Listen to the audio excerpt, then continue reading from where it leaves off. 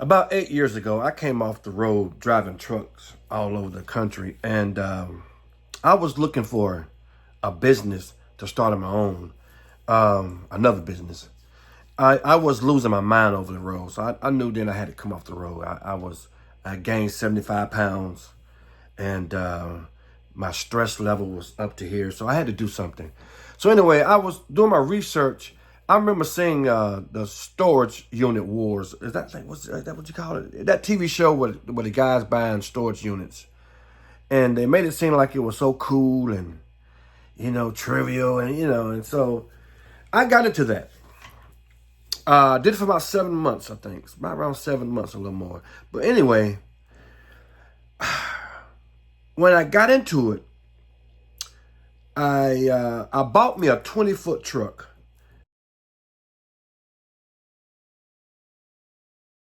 and two used vans. Well, one van I already had, and I had bought another van, and um, for that purpose. And when I first started, I didn't know any of the other players out there. So all those guys, they knew each other. And so when I came in, they looked at me like I was a threat. So I was just trying to learn the game and just going all over Georgia and just participating in these auctions for people's units.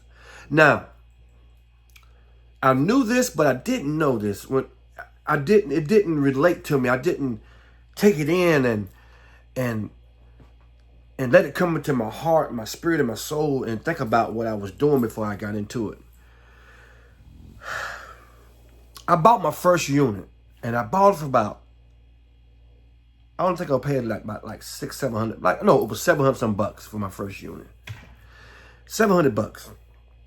And I was proud of myself, and some of the people there was congratulating me on my first unit, things like that. So I felt pretty good. And when the auctioneer guy and the other people there buying storage units, they went off on to continue the auction. So I took and had locks, bought me some locks. I was told about locks, and went and put the lock on my storage unit and come back later on and peep through it. But I wanted to continue with the other people in the auction so I could see if I want to buy me some, a couple more units, whatever. But as I was putting the lock on the storage unit, I looked and I saw this guy approaching me. And he was a middle-aged black guy. And he was very respectful. He introduced himself. And of course I introduced myself. And he said, "Sir, my name is such and such." He said, "This is my storage unit." I said, "Oh, this is your storage unit?" He said, "Yes, sir." He said, "Is there any way I can pay you to get my storage unit back? Everything I own in here. My father just died. Everything I own of myself and my father's is in here." I said, "Oh." I said, "Okay, man." I said, "Well, I paid 700 some bucks for it." And he didn't. I said, "Well, how much can you pay me back the money I paid for it?" And he didn't have the money for it. He didn't have the money. He wasn't even close. I think he only had about 300 some bucks, and he wanted to make payments to me and stuff like that. Now, I was told by the more experienced guys that's been doing that for years, making a living doing that, I'm going to be approached by people. And don't be a soft ass and give in to these people and sell them the unit back. Because what I pay for the unit, there might be stuff in the unit that's more valuable than what they can pay me back. And so I looked at him. I said, "Sir," I said, "okay." I said, "I can't make a decision right now." I said, "Here's my phone number, and you can call me." And so I gave him my phone number. And eventually he called me, but the guys he was going through stuff. Oh, let me rewind this. As he was talking to me, he was crying.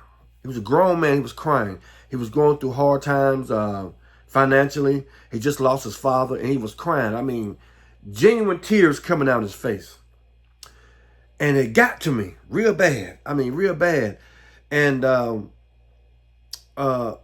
after giving him my phone number and he walked away, I went back and joined the other people for the auction, and I was mentioning to some of the other people. I'm like, wow, man. I'm like, this is I told them about the encounter, and I'm like, yeah, the big that's to be expected, and they brushed it off like whatever.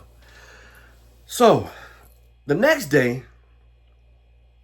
the guy did call me, but like I said before, he didn't have the money, and he only had about $370. So it was hard for him to have the money by the time he needed to pay me. So instead of me doing the right thing and just giving the guys money, his thing back and taking a loss, I could have done that. And I wish I would have done that. Even though I took a loss, I had a lot of money saved at the time from driving over the road, and it wouldn't have hurt me at that time. It wouldn't have. So I could have did the right thing and gave that man his unit back. And he was a comic book collector and all kind of stuff. He had all kind of stuff in there. And so I always felt bad about that. So the next day, we went to another place. I went to another auction, and I bought another unit. And I did the same thing. I went and put a lock on it when I bought it, and I was going to come back later and go through it, the storage unit. So I want to continue on the journey with everybody else for the other parts of the auction.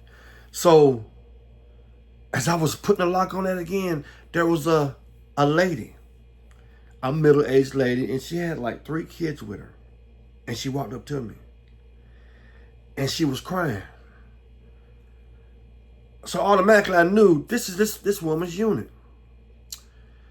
And she said, "Sir, this is my name is such and such. This was my all the property that we have left. We lost everything." And she was crying.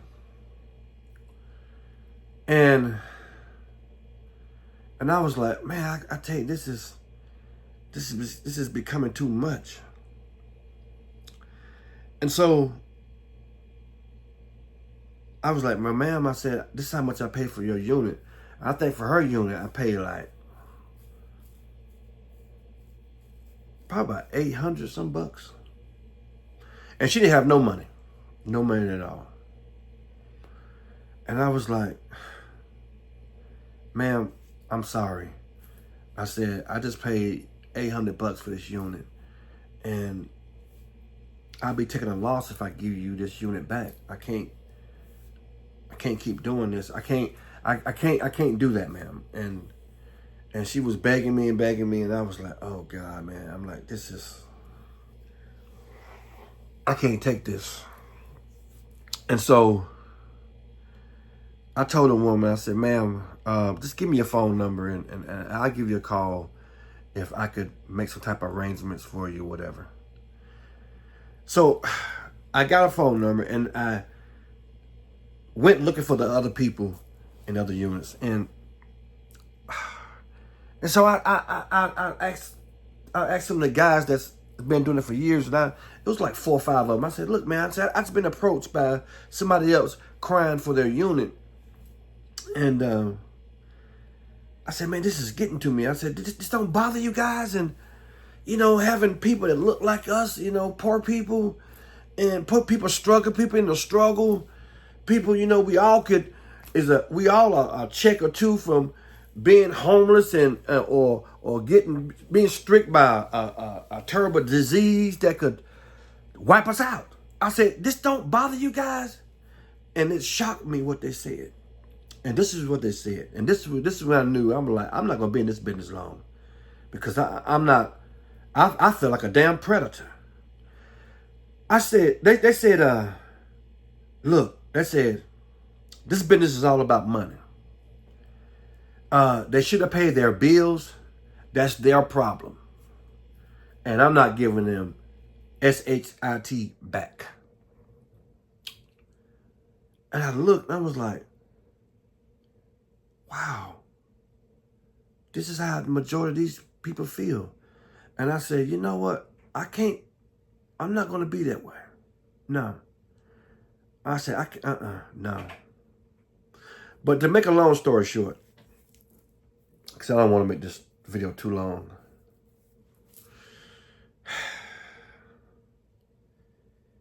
I made a change when I bought a unit from now on, because I couldn't deal with running to the people who owned that unit before and seeing them in such distress and so emotional.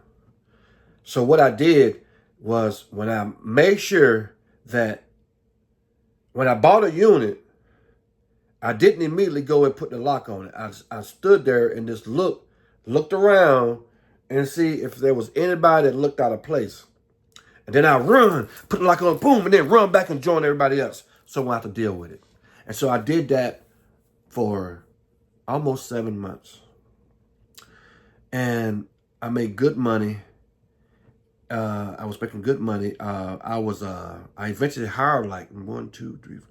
I hired like 4 people to help me, you know, to sort through all the clothes, books, comic books, shoes, women's stuff. Oh man, it was so much stuff. I was looking for a warehouse to rent, but I couldn't find one in my area.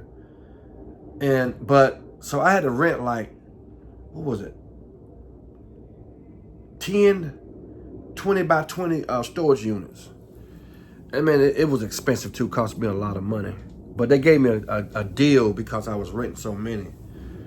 But it was still expensive, very expensive.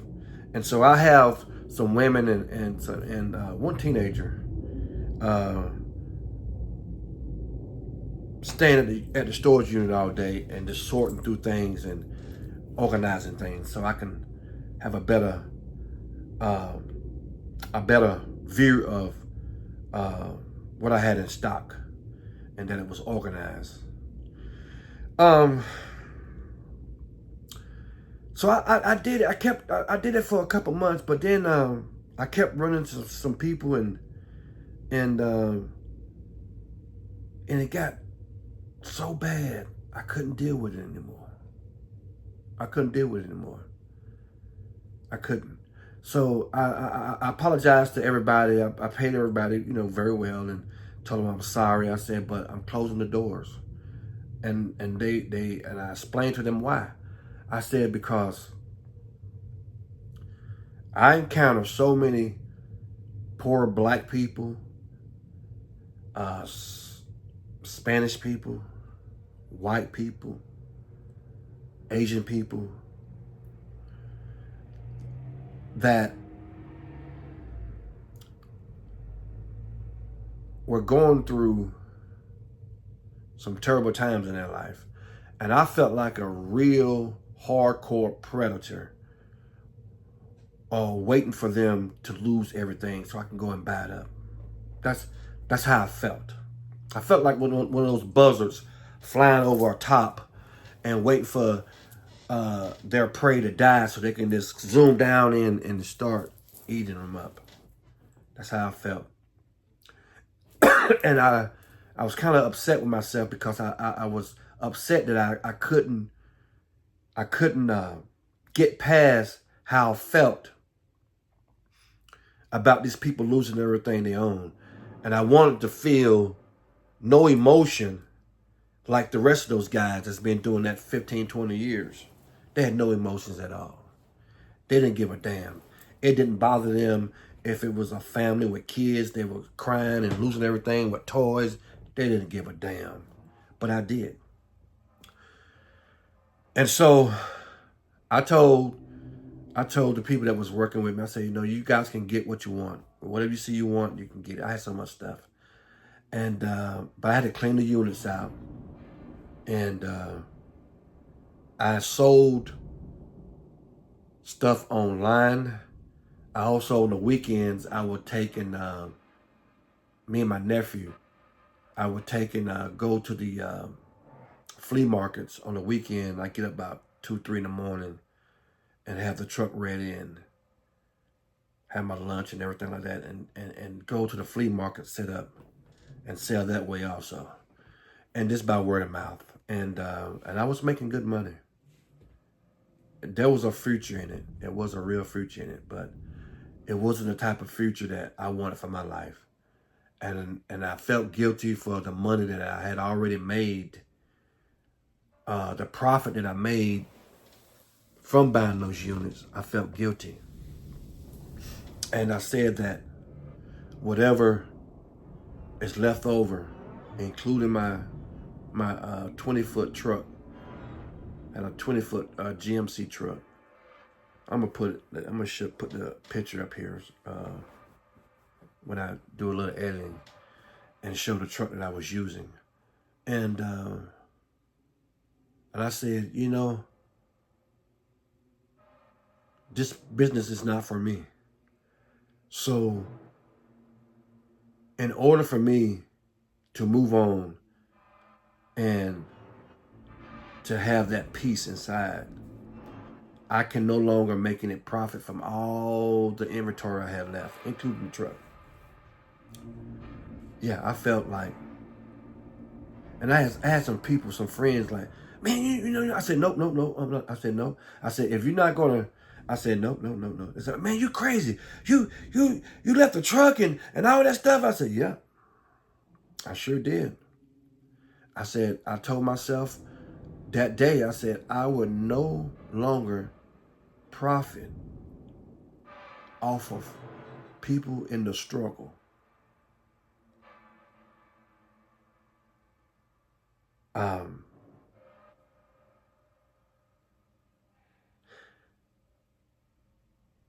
And carry on like everything's okay. I couldn't do it anymore. Yeah. So I let it all go. Yeah. So I told myself, I said, well, it is what it is.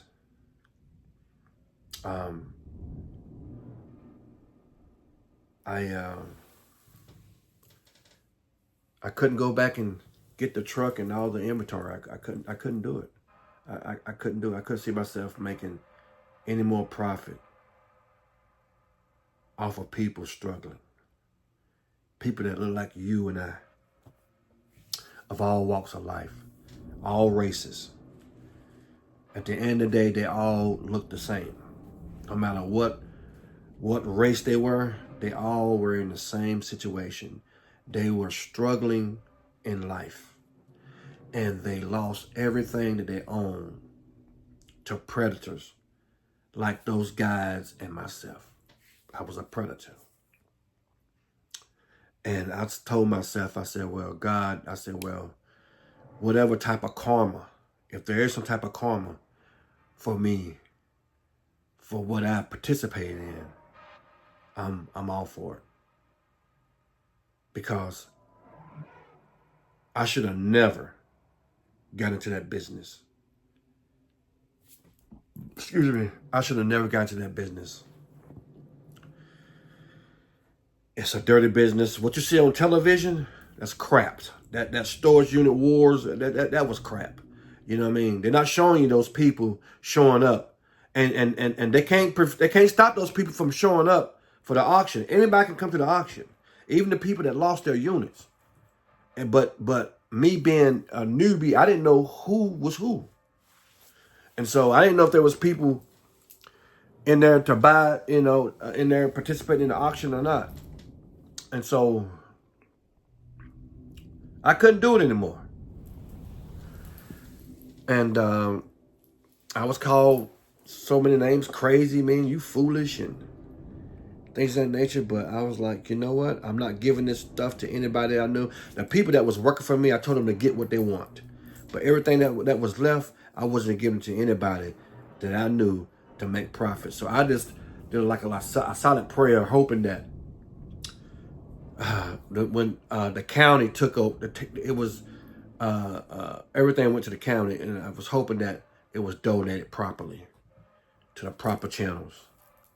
But I was not going to participate in the profit at all. Even trying to sell my truck, the truck that I use to make the profit, to move all the all the hurtful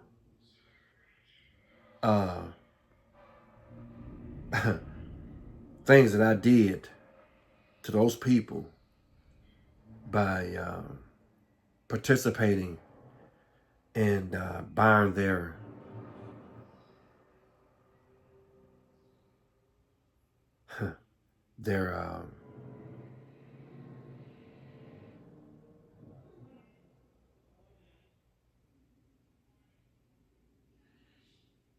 things part of their life. I didn't want to do it no more. So I gave it all up. Okay, that's the end of the video. I done said it's been too long. I said enough.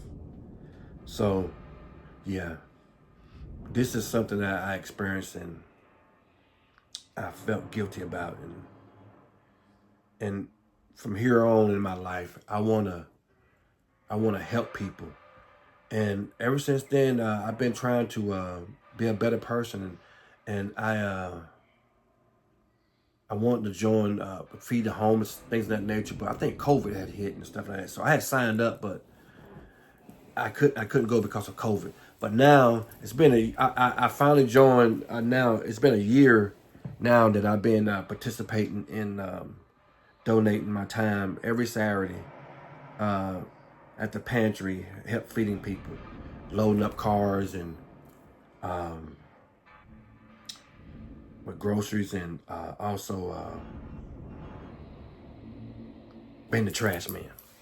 So I'm happy that I'm participating, and I donate a certain little amount of money a month. So I donate the money and I give time. So I'm trying to give back. Yeah, so I had a difficult time, you know, getting up in the morning, going to work, and just doing the job every day. I started getting depressed, feeling depressed, and it started affecting my health. It really did. My health was affected by me being a predator, the way I was, buying, you know, people's last hopes and dreams that they had in their storage units. Yeah, I was a predator, and it made me sick. It made me sick, literally sick to my stomach. I started going through some depression, and so I decided this is it. This is it. Yeah. Okay. Thank you, my friends, for watching.